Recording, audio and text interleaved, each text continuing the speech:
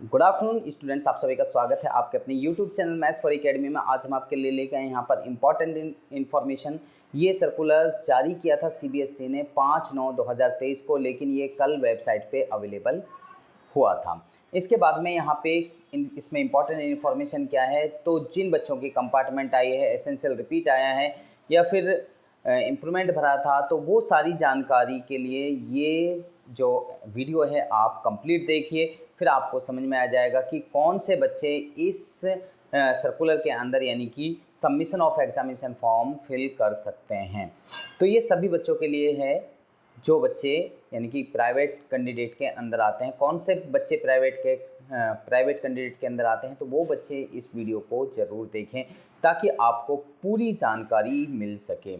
अगर आप पूरी जानकारी चाहते हैं तो इस वीडियो को अंत तक देखिए। अगर आपने स्किप किया तो वीडियो में से जो इम्पोर्टेंट टॉपिक्स हैं वो आपके छूट जाएंगे और आप फिर जो आपके सवाल हैं वो रह जाएंगे। तो इसलिए इस वीडियो को अंत तक देखिए। और हम आपसे कहना चाहते हैं, अगर आप अभी तक हमारे चैनल पर नए हैं तो हमारे चैनल को सब्सक्राइब कीजिए और उसके साथ बेल आइकन को ज़रूर प्रेस करें। और अगर आपको ये वीडियो पसंद आए, इन्फॉर्मेटिव लगे, तो आप हमारी वीडियो को लाइक ज़रूर करें। तो चलिए हम यहाँ पे बगैर देरी के आपको बताते हैं प्राइवेट कैंडिडेट्स के लिए। यहाँ पे by private students for class 10th examination 2024, यानी कि 2024 में जो एग्ज़ाम होंगे, फरवरी अप्रैल मार्च में जो एग्ज़ाम होते हैं, तो वो कब यानी कि एग्ज़ाम होंगे, तो ये बच्चों को मैं पहले भी बता चुका हूँ। फरवरी मार्च अप्रैल में आपके एग्ज़ाम यानी कि 15 फरवरी के आसपास से एग्ज़ाम शुरू होंगे, जो सीबीएसई ने ऑलरेडी अपनी वेबसाइट पे डाला भी हुआ है। इसके बाद में यहाँ पे central board of secondary education will be hold the examination for the following categories for private candidates students in the month of February, March या April 2024 along with the board main examination 2024। यानी कि जो man exam होते हैं 15 फरवरी से शुरू होते हैं और अप्रैल तक चलते हैं, तो वो एग्ज़ाम 2024 में फरवरी से शुरू होंगे और अप्रैल तक चलेंगे 2024 में। तो मैन एग्ज़ाम जो होते हैं सभी बच्चों के, तो उसी के साथ में जिन बच्चों ने जो प्राइवेट कैंडिडेट्स होंगे वो बच्चे भी उसी समय में भरेंगे। तो इसमें कौन कौन सी कैटेगरी वाले बच्चे आते हैं? सबसे पहले यहाँ पे students of the session 2022-23 who have been declared essential repeat, यानी कि जिसके रिजल्ट में एसेंशियल रिपीट वर्ड यूज हो रहा है, तो वो स्टूडेंट्स भी इस कैटेगरी के अंदर आएंगे। दूसरा, student of session 2022-23 who have been placed in compartment, जिनकी कंपार्टमेंट आई है यानी 2022-23 में, और बोर्ड मैन एग्जामिनेशन में 2023 में if not declared pass in the first chance, यानी कि जो बच्चे कंपार्टमेंट आई फिर दोबारा से आपको एक चांस मिला लेकिन उसमें भी आपकी कंपार्टमेंट आई, तो वो बच्चे भी इस कैटेगरी के अंदर आएंगे। तीसरी बात, student of the session 2022-23 who have been placed in compartment in first chance compartment examination 2022-23, यानी कि देखो स्टूडेंट्स ऑफ जिन बच्चों की 2022-23 में have been placed in compartment in first chance में कंपार्टमेंट आई है, वो बच्चे इसके अंदर आएंगे। Students who have been declared, जिनके रिजल्ट में फेल आया हो, एसेंशियल रिपीट लिखा हुआ हो, तो वो बच्चे भी इस कैटेगरी के अंदर आएंगे। कब की है? जो in 2028, 2019, 2020, 2021 and 2022 students who have been declared, जिनों के रिजल्ट में फेल हो या एसेंशियल रिपीट हो, तो 2018, 19, 20 या 21, 22 के स्टूडेंट्स हैं, वो भी इसमें अप्लाई कर सकते हैं। Pass out of the students of 2023 who have to appear for improving their performance in one और मोर सब्जेक्ट्स, जिन बच्चों ने 2022-23 में पास कर लिया लेकिन उन्होंने इम्प्रूवमेंट भरा 1 या 2 पेपर में, तो वो बच्चे भी दोबारा से इसमें इम्प्रूवमेंट के लिए अप्लाई कर सकते हैं। पास्ड आउट स्टूडेंट्स 2022 और 23 who wish to appear in the additional subject, किसी ने एडिशनल सब्जेक्ट लिया है 2022 से 23 में, wish to appear in additional subject, अगर वो एडिशनल लेना चाहता है तो वो भी कर सकता है, यानी कि एडिशनल सब्जेक्ट को लेना चाहता है तो वो भी इसके अंदर आएंगे। आगे 7वां पॉइंट है, female students who were bona fide residents of the national capital territory of Delhi, NCT of Delhi, this scheme is available only for examination 2024। ये केवल दो यानी कि फीमेल स्टूडेंट्स जिनके पास बोनाफाइड सर्टिफिकेट है दिल्ली का, वो बच्चे भी इसमें यानी कि जो लड़कियां हैं, जो गर्ल्स हैं, वो इसमें अप्लाई कर सकते हैं। Thereafter this scheme will be discontinued. इसके बाद में ये स्कीम जो है डिसकंटिन्यू कर दी जाएगी। 2024 के लिए केवल ये अप्लाई की जाएगी। इसके बाद में कैंडिडेट विद स्पेशल नीड्स, यानी कि जो स्पेशल नीड्स वाले स्टूडेंट्स होते हैं, यानी कि जिसको हम CWSN कहा जाता है, तो वो स्टूडेंट्स भी इसके अंदर आएंगे। ठीक है जी, तो ये है। इसके बाद में अब यहाँ इस सर्कुलर में एलिजिबिलिटी क्राइटेरिया क्या होगा, जनरल इन्फॉर्मेशन क्या है, फीस स्ट्रक्चर क्या है, लिस्ट ऑफ सब्जेक्ट्स क्या हैं, तो वो सारी जानकारी आगे नीचे दी गई है। तो वो हम आपको अब नीचे यहाँ पे दिखाएंगे। तो ये एनेक्स सीरीज दी हुई है, एनेक्स सीरीज में वो चीज़ें सारी लिखी हुई हैं। Features of online system of registration, कैसे रजिस्ट्रेशन करेंगे, तो वो सारी इन्फॉर्मेशन यहाँ पे आप देख सकते हैं, आपकी स्क्रीन पे है। आप इसको फॉलो करके फॉर्म भर सकते हैं। और यहाँ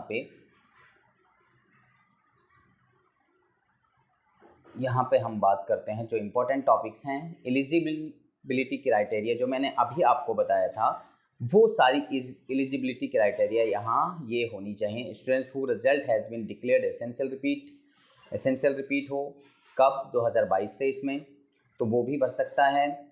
जो 2018 और 2019, 20, 21 या 22 में फेल या एसेंशियल रिपीट लिखा हुआ है उनके रिजल्ट में, तो वो भी यानी कि एलिजिबल हैं इस फॉर्म को भरने के लिए। जो students completed a regular course of studies and had been allotted roll number of appearing at the secondary examination but could not appear for the class 10th examination due to medical reason।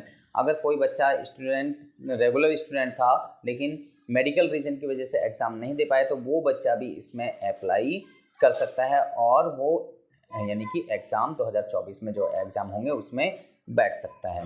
Students who have been placed in compartment 2 subjects में opted for appearing in 5, 6, 7 subjects, 5 से subject में से 2 subject में compartment है, तो वो बच्चे भी इसके लिए अपीयर हैं। Such candidate should select his her category as essential repeat, जिसकी कैटेगरी में एसेंशियल रिपीट लिखा हुआ है वो अप्लाई कर सकते हैं।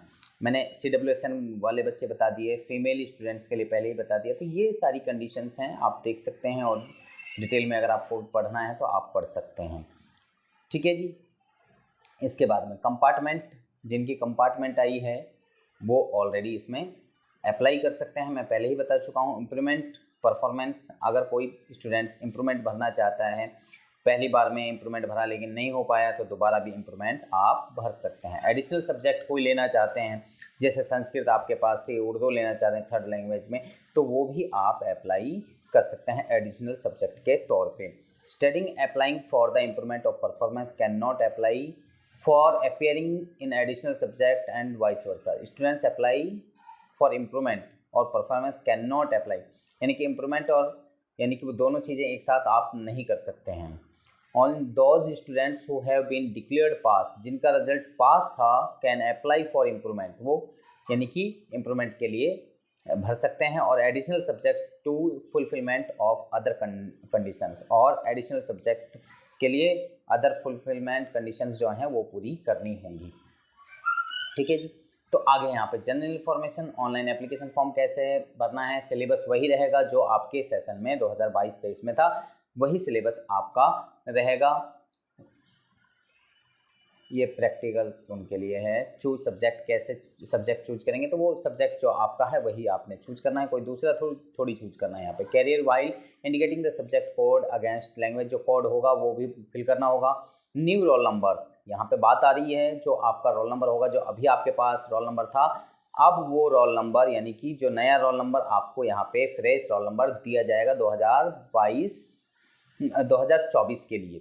2024 के लिए आपको न्यू रोल नंबर यहाँ पे अलॉट किया जाएगा। ये नहीं कि जो अभी 2022-23 में आपने फर्स्ट इम्प्रूवमेंट दिया या फिर फर्स्ट कंपार्टमेंट चांस आपको मिला था वो दिया, तो वो रोल नंबर रहेगा। रोल नंबर इस बार आपका चेंज होगा। एग्जामिनेशन सेंटर आपके एड्रेस के अकॉर्डिंग यहाँ पे आपका एग्जामिनेशन सेंटर दिया जाएगा, जो आप पोस्टल एड्रेस भरेंगे, यानी कि जहाँ पे आप रहते हैं उसका एड्रेस आप भरना, तो वहाँ पे आपको नज़दीक वाला यानी कि आपको जो एड्रेस के हिसाब से जो एग्ज़ाम सेंटर है वो आपको मिल जाएगा। पेमेंट आपने कैसे करनी है, credit card, debit card, account debit से आप यानी कि पेमेंट कर सकते हैं। Size of JPG file of photo and signature, यानी कि यहाँ पे कहा गया है कि जो फ़ोटो और सिग्नेचर होंगे वो 40 KB से ज़्यादा ना हो उसका साइज़।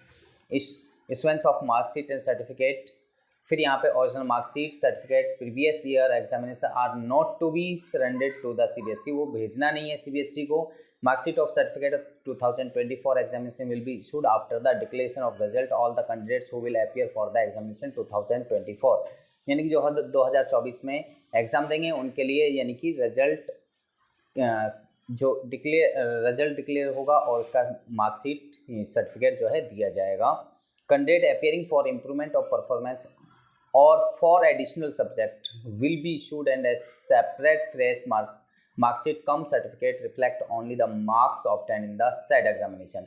जो इसमें आप फॉर्म भरेंगे तो उसके लिए यहाँ पे एडिशनल सब्जेक्ट अगर आप भरेंगे तो उसके लिए आपको सेपरेट मार्कशीट यहाँ पे प्रोवाइड की जाएगी।